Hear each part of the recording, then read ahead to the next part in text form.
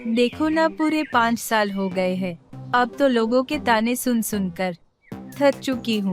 सविता, हो जाएंगे तुमको बच्चे।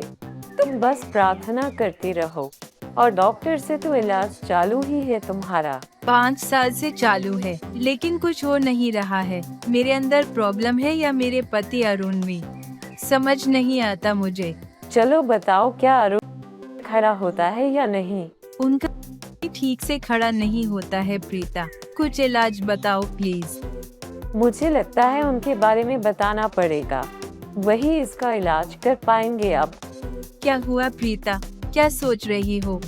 सविता, तुम अपनी बाबा के आश्रम जाओ और बाबा से मिलो। बहुत से लोगों को अपनी बाबा ने मदद की है। ठीक है प्रीता, मैं मेरे पति अरुण से बात करके जाती हूँ आश्रम और बाबा से मिलती हूँ। चलो सविता, मैं निकलती हूँ, बहुत टाइम हो गया है।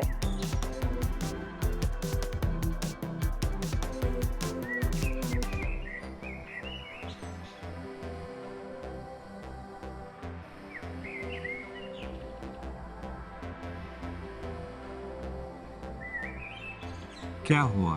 क्या बात है? बहुत टेंशन में लग रही हो। आप और मैं आज जाएंगे बाबा जी के आश्रम में। तुम पागल तो नहीं हो गई हो? मुझे ऑफिस का कितना काम होता है। तुम्हें जाना है तो चली जाओ, मैं नहीं आने वाला। ठीक है, मैं अकेली ही चली जाऊंगी। हाँ हाँ जाओ, पैसे तो ले लो रिक्शा के। मैं पैदल ही चली जाऊंगी बाबा के आश्रम अपने बच्चे के लिए।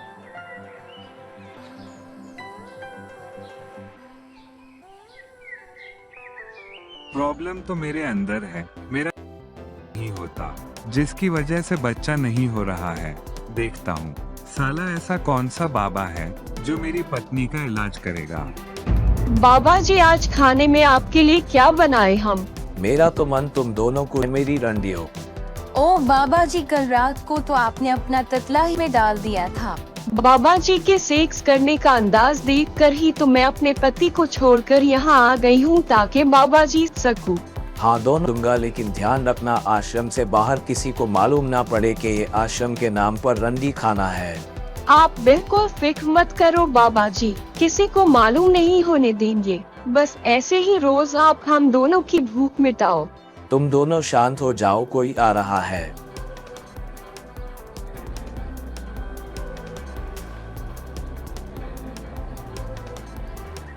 क्या हुआ बेटी, परेशान दिख रही हो? हाँ बाबा जी, मैं बहुत परेशान हो गई हूँ। 5 साल हो गए हैं, लेकिन मुझे अभी तक बच्चे नहीं हुए हैं। तो ये बात है बेटी, तुम्हें बच्चा जरूर हो जाएगा। तुम्हें 1 से 2 दिन के लिए आश्रम में रहना होगा। बच्चे के लिए 1-2 दिन तो क्या, साल भर भी रह सकती हूँ बाबा जी। बेटी तुम्हारा नाम क्या है? मेरा नाम सविता है।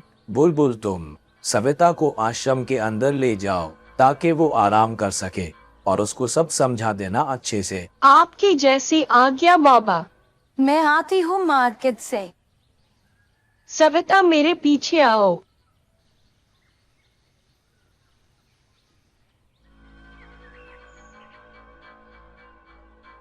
हाँ तो सविता, तुम यहाँ इस खाट पर अपनी साड़ी उतार कर बैठ जाओ।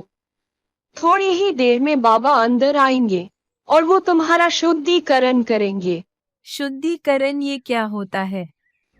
शुद्धिकरण बहुत तरीके का होता है, लेकिन बाबा अलग करते हैं। मेरा भी रोज शुद्धिकरण होता है, जिसका पति ही पाता। ऐसी औरतें बाबा के पास में आती है, जिसे शुद्धिकरण कहते हैं। तुम भी करवा लो, बच्चे भी हो जाएंगे फिर।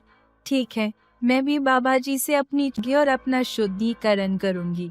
ठीक है सविता, तुम्हें दरवाजा बंद करके जा रही हूँ। थोड़ी ही देर में बाबा जी अंदर आएंगे।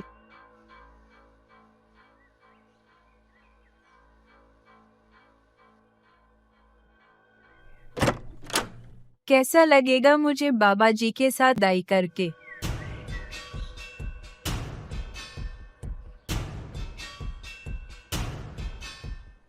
बाबा जी, आप 5 मिनट रुककर अंदर चले जाना, सविता तैयार हो रही है। ठीक है। मैं आती हूँ, थोड़ा काम है मुझे।